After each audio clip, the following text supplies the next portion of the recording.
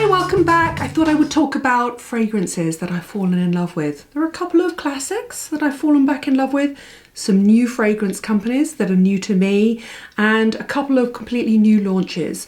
And what they all have in common is they've got that slightly warm, nuzzly, almost woody, kind of home-loving, burning log fires, cashmere soft clothing, keep out the cold weather feeling about them. Does that make sense? I hope so. Let's dive straight in. I'm going to start with what is without a doubt the most beautiful flacon of the year, and that is NARS Audacious. Now, it's really beautiful. You've got the heavy sort of almost wax type stamp with a drip down the side, and when you pull it up like this, what you've got inside is a really chic black flacon. I'm obsessed with wearing black clothing. I don't know why I have pattern on today, but to me this is everything that should be new and disruptive about fragrance, flacon and packaging making. So for a start, I like that. I really like the fact that NARS have tried to do something different. We all know, if you've ever met Francois, and I have a couple of times, that he often wears, he mainly wears black. The other thing you'll know about him is he's got a house in the South Pacific where he's obsessed with frangipani and tiare, which is a very sickly, full-blown, like frangipani, white flower that has got a lot of indole in it and is quite kind of pungent and almost animalic. They're not notes that I'm drawn to. I have to admit, I don't tend to like quite floral, blousy fragrances. So when I opened this, I kind of thought, there's no way in a million years it's not going to have tiare and frangipani in, and it has. However, for me, what I love about this fragrance is not the initial hit of the white flowers, it's the dry down, and it's very much in that gender neutral middle space. So it's got a slightly sort of traditionally feminine floral top note to it, but it dries down very quickly to something that I quite like, which is incense, smoke and sandalwood. A lot of these dry down to incense and sandalwood and smoke, and a lot of them have patchouli, and this doesn't have patchouli in. Anyway, I like it. It's well worth sussing out. I tell you what I think of it. I think that if, like me, you're a fragrance freak, if, like me, you like something different, and you're not going for the typical sickly, fruity, floral, vanilla-y type fragrances, it's kind of a gentle dip in a toe into a fragrance freak world. So if you're buying it for somebody, it's a great one to buy because I genuinely think that they've erred on the side of caution and most people will love it. However, what I think about it is it's only dipping its toe into that slightly sort of perverted, weird, non-floral, slightly more oud, wood, leather, tobacco, incense, smoke world, which I actually think is quite clever because I understand that they don't want to make a completely niche fragrance. They want to make money. But I like the fact that it's got a nod to that slightly fragrance freak, perfume perverted world that I inhabit, if you like different things. They're not the only company doing it. All Saints have done some really interesting fragrances recently. All these fragrances are available on the high street. They're £49 and yet they look like they are worth so much more money. I cannot recommend them enough. This is one of them. This is All Saints Incense City. I was drawn to it obviously because I adore the smell of incense, and I think if you open it up inside, so you've got a pretty kind of standard plain white packaging with a really lovely picture of an unrelated flower on the back, and then if you look at them, they're very sort of, again, gender neutral. Now, Incense City is lovely and it smells like it's worth a lot more than £49, trust me. It's a fragrance that both men and women will love. It's incense, wood, musk. It's got cypress and sandalwood in it as well, but for me, what I can smell is the incense, the wood and the musk. So instead of being much more like Molecule, which is quite cool, quite woody, almost transparent, this has got that sort of musk animalic undertow, which smells a little bit like a sort of very clean cat or dog underbelly, which I like. Obviously, I adore my cats. It's a really, really love one. Now, they've just launched a leather one, and I would be really keen to smell the leather one because if they can do incense well, they can do leather well. And I think at £49, what you're getting is you're getting a hint of that sort of Le Exclusive Chanel thing. So you're getting a collection of fragrances that are quite cutting edge, quite different, but at a price we can all afford. Go into any high street store, so I think Superdrugs sell them, Boots sell them. Go into, obviously, if you want to smell all of them and you want to smell them particularly in that sort of All Saints setting, go into your nearest All Saints and sniff them out, quite literally. I would not be in any way offended to receive a £49 fragrance, because most £49 fragrances, let's be honest here, are pretty mass, not that interesting, a bit sickly, a bit floral. But trust me, you would not be offended by any of the All Scents fragrances. I am very, very, very impressed. Without a doubt, they win my High Street Fragrance of the Year Launch Award for 2019. And I think they're a brand to watch moving forward. I think what they've done is they've pared things back and they've tried to make things as chic and desirable and expensive looking as possible at a price we can all afford.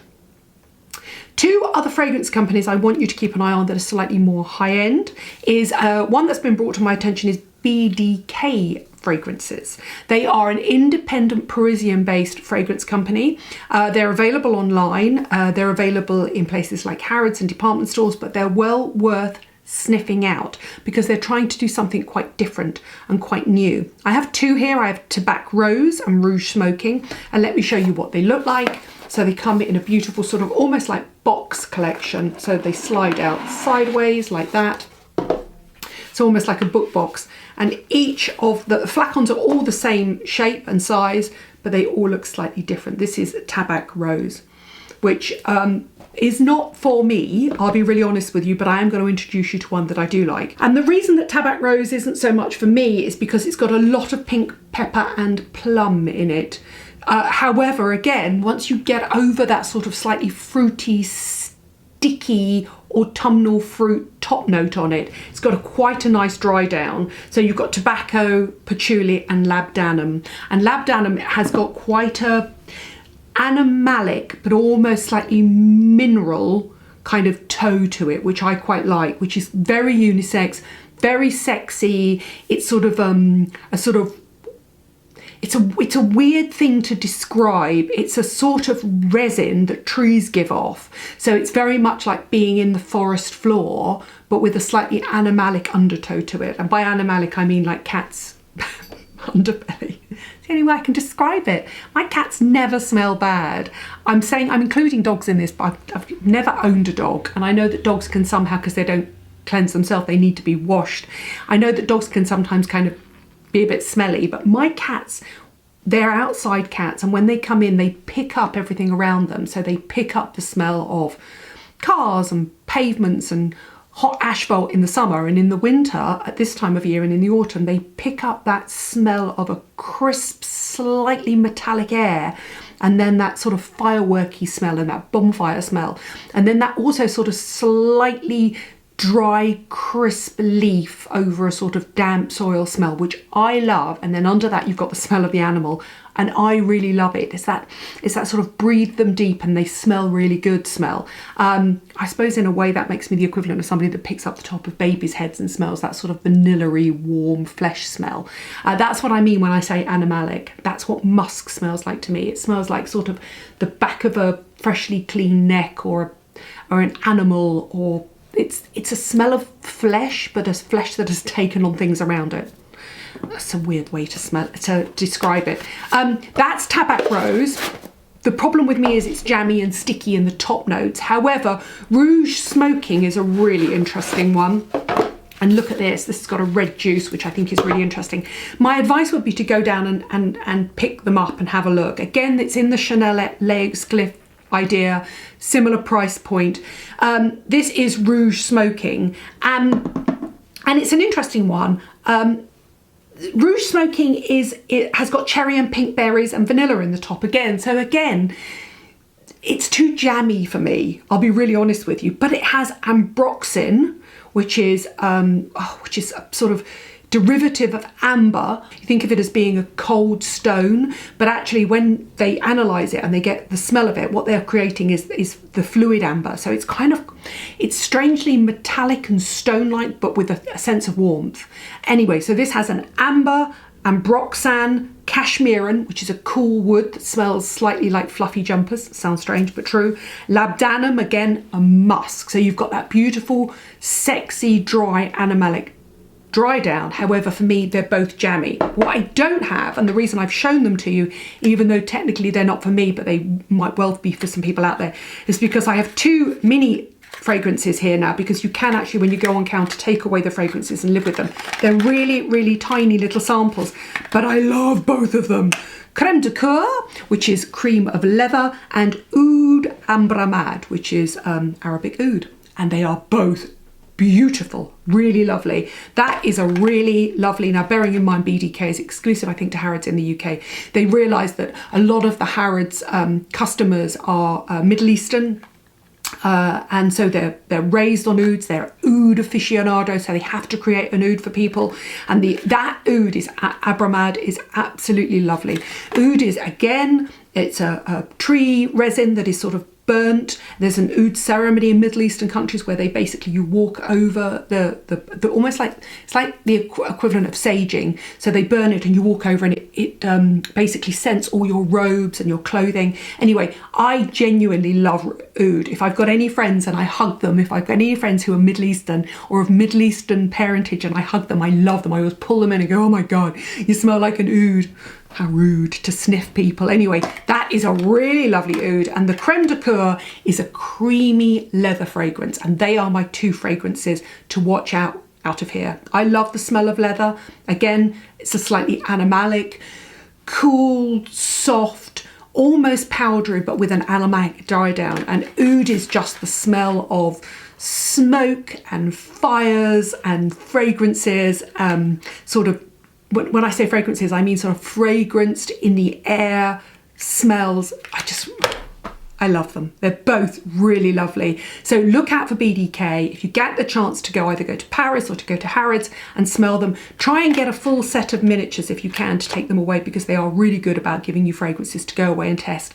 But obviously don't go away and just get the free samples and go back and look at the entire range and choose one, because they are lovely fragrances. They're trying to do something really different, beautiful flacons. But my two favourite fragrances are the Oud Abramad and the Crème de Coeur. You know I like Coeur de Russie from Chanel, which was created to smell like the fragrance of Coco Chanel's Russian lover's boots.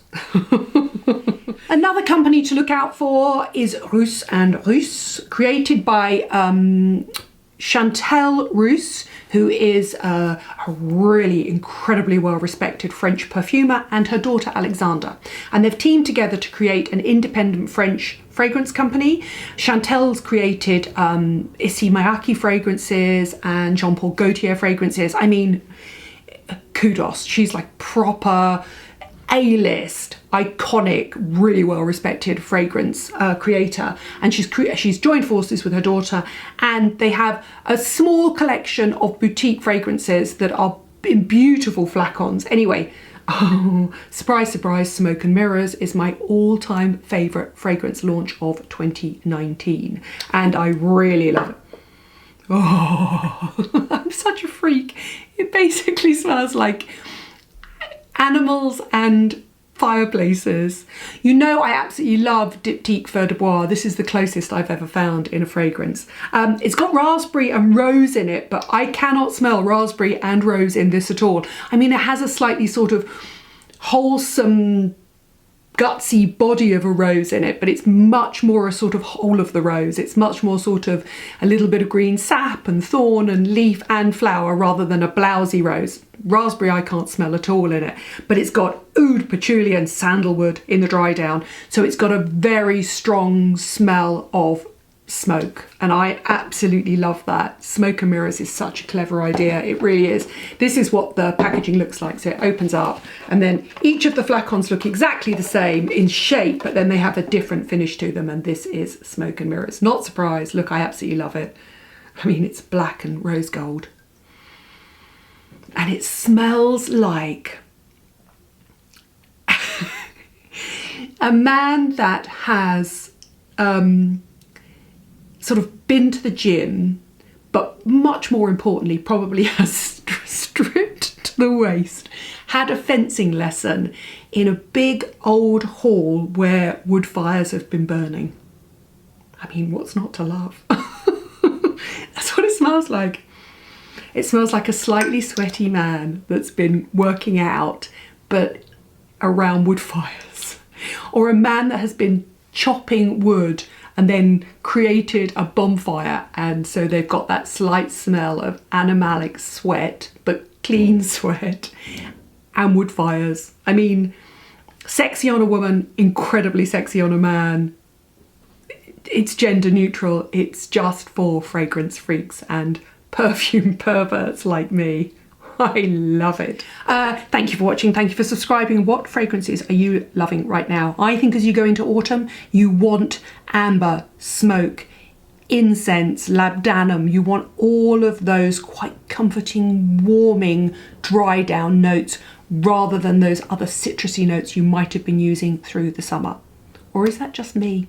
Just recently I did bath and body videos, I should put the links below, and those products were all unfragranced, and people always go to me, you're so boring, why do you use unfragranced products? Not because I don't want to smell lovely, I just want my fragrance to be in control and to be able to put it where I want, which for me is back here at the back of the neck, so that you're not risking any sensitization on your skin.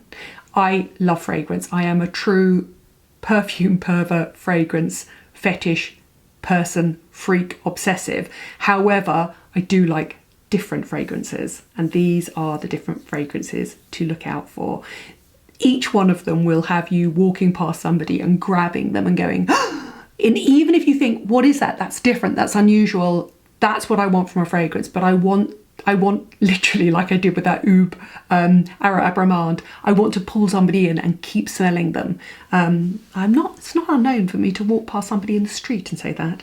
There was a ticket collector at Euston Station the other day. I was on my way up to Manchester and I went, oh, God, you smell amazing. What is that? And he just gave me the company name, but he didn't actually, I think he said Tom Ford, but he didn't tell me which fragrance it was. But I just love to smell something that's different and unusual and new. What are you loving right now for autumn, winter? I would be happy to receive any of these for Christmas. Trust me, they're all absolutely beautiful. Thank you for watching. Thank you for subscribing, and I'll see you soon.